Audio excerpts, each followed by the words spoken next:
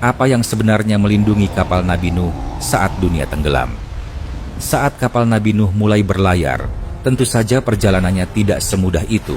Kapalnya bukan hanya melawan ombak, tapi banyak juga makhluk-makhluk yang mencoba mencelakakan kapal Nabi Nuh. Jika pelindungnya hanya kayu kapal, tentu hal itu tidak akan cukup, tapi Allah memerintahkan makhluk lain untuk membantu menjaga kapal Nabi Nuh. Karena dalam manuskrip kuno yang jarang dibuka, disebutkan bahwa di atas bahtera itu terdapat makhluk yang tidak pernah disebut di Al-Quran. Tidak ada dalam hadits sahih, namun tercatat dalam kitab kuno yang disembunyikan berabad-abad. Mereka bukan penumpang, mereka adalah makhluk yang diperintahkan oleh Allah untuk menjaga kapal Nabi Nuh, penjaga dari sesuatu yang tidak boleh naik ke kapal. Dan yang paling mengerikan, jika satu saja dari mereka gagal menjalankan tugasnya, kapal itu bisa saja akan tenggelam dan sejarah manusia berakhir di sana. Hari ini, kita akan membuka satu persatu nama yang jarang berani disebut, dan di akhir video, kamu akan tahu apakah ini hanya legenda atau jejak rahasia yang sengaja dihapus dari sejarah manusia. Jangan lewatkan satu detik pun, karena yang akan kita bahas kali ini tidak pernah terdengar dimanapun.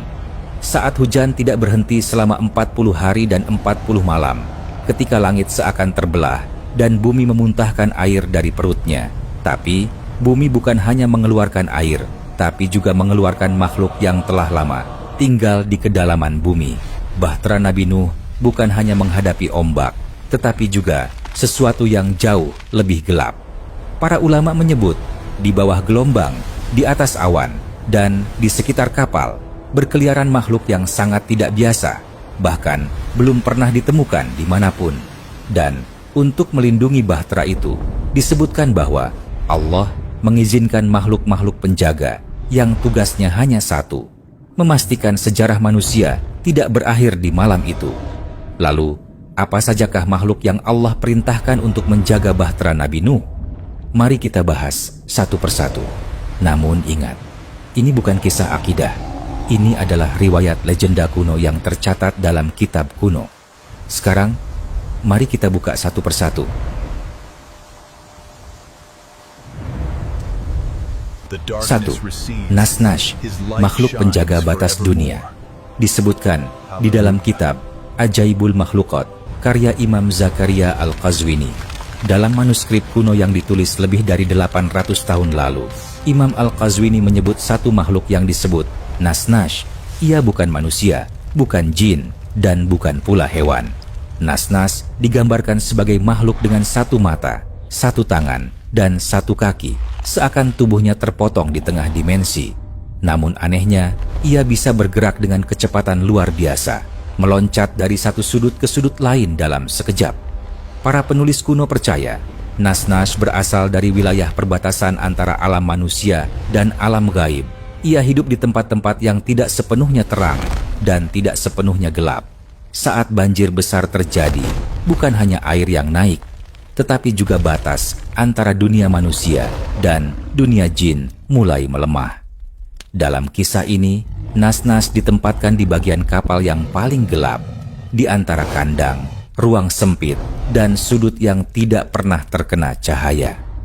Tugasnya bukan menyerang, tugasnya adalah mengusir makhluk tak kasat mata yang mencoba menyusup ke dalam bahtera.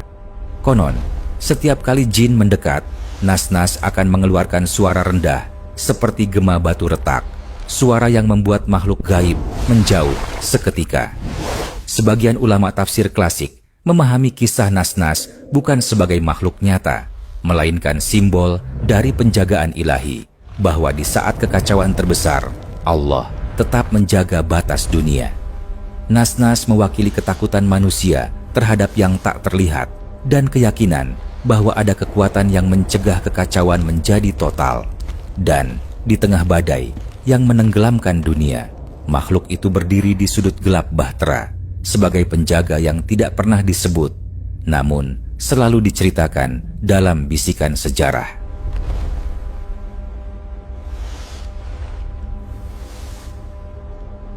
2. Himas, kuda yang tidak milik darat, tidak juga milik laut. Disebutkan di dalam kitab Qisasul Anbiya, karya Imam As-Sa'alabi. Dalam kitab-kitab kisah para nabi yang ditulis berabad-abad lalu, tersembunyi satu makhluk yang digambarkan bukan sebagai hewan biasa, melainkan sebagai penolong bahtera di saat dunia berada di ujung kehancuran. Namanya Himas. Ia bukan kuda, ia bukan ikan, dan ia bukan makhluk yang bisa dijelaskan oleh hukum alam. Himas digambarkan memiliki tubuh seekor kuda yang besar dan berotot, namun kulitnya diselimuti sisik seperti makhluk laut dalam, berkilau saat terkena kilat di tengah badai. Matanya tidak seperti mata hewan biasa. Para penulis menggambarkannya memantulkan cahaya biru saat ombak mengguncang bahtera. Ketika gelombang setinggi gunung menghantam kapal Nabi Nuh, tali-tali bahtera mulai tertarik, tiang berderak, dan kayu bergetar seakan akan terbelah.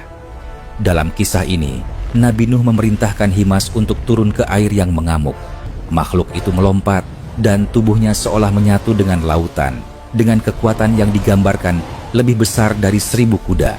Himas menarik tali-tali kapal yang hampir putus, menjaga bahtera agar tidak terbalik atau terseret arus. Setiap tarikan Himas digambarkan seperti dentuman petir membelah ombak yang mencoba menelan kapal. Sebagian ulama dan sejarawan menilai kisah ini bukan tentang makhluk fisik, melainkan simbol dari kekuatan alam yang tunduk pada kehendak Allah. Ia adalah gambaran bahwa dalam setiap bencana, Allah menyediakan penarik bahtera, kekuatan tak terlihat yang menjaga umatnya. Dan saat badai mereda, Himas menghilang ke dalam kabut laut, menjadi legenda yang hanya hidup dalam manuskrip tua.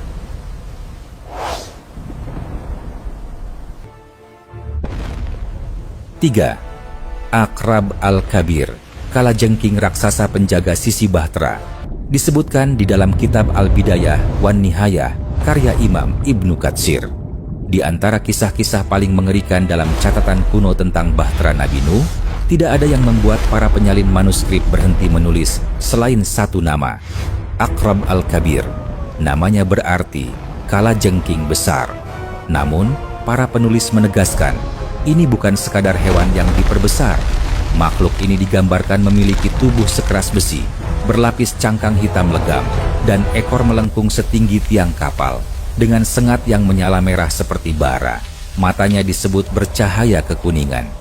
Saat banjir besar menenggelamkan daratan, makhluk laut yang belum pernah dikenal manusia konon muncul dari kedalaman. Dalam kisah ini, Aqrab Al-Kabir ditempatkan di sisi kanan bahtera, tempat gelombang menghantam paling keras. Setiap kali bayangan raksasa muncul dari air, makhluk ini akan mengangkat sengatnya, menggetarkan udara dengan desisan panjang. Para penulis menggambarkan bahwa makhluk laut itu akan berbalik arah, seolah takut pada penjaga hitam itu. Ibnu Katsir menegaskan bahwa riwayat ini bukan hadits sahih, melainkan bagian dari cerita Israiliyat. Namun, para sejarawan melihatnya sebagai simbol. Aqrab Al-Kabir melambangkan batas yang tidak boleh dilanggar, bahwa ada wilayah yang tidak boleh disentuh oleh kekuatan destruktif. Ia menjadi metafora bahwa bahtera tidak hanya dilindungi dari atas, tetapi juga dari sisi-sisi yang rawan. Dan di tengah malam yang gelap, kalajengking raksasa itu tetap berjaga.